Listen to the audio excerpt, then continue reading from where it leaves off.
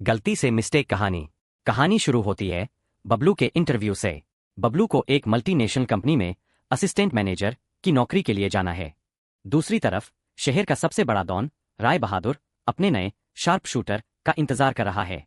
पप्पू बबलू को जोश दिलाने के चक्कर में उसे गलत एड्रेस थमा देता है। बबलू गलती से डॉन के अड्डे पर पहुंच जाता है। इस भाग में कहानी की नींव रखी जाती है और मुख्य किरदारों के बीच की गलतफहमी को स्थापित किया गया है। इंटरव्यू का चक्कर।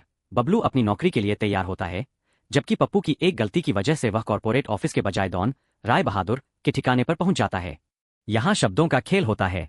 बबलू अपने रिज्यूमे और मार्क्स की बात करता है, जिसे डॉन उसकी किलिंग स्किल्स और निशानेबाजी समझ लेता है।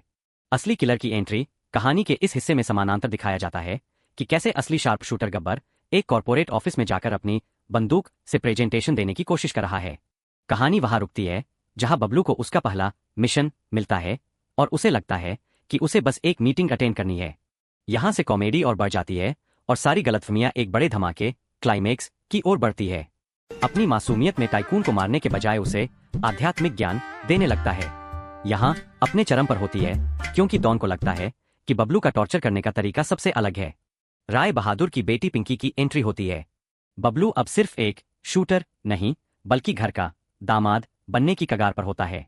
महामुकाबला शादी के मंडप में असली गब्बर और बबलू का आमना सामना होता है।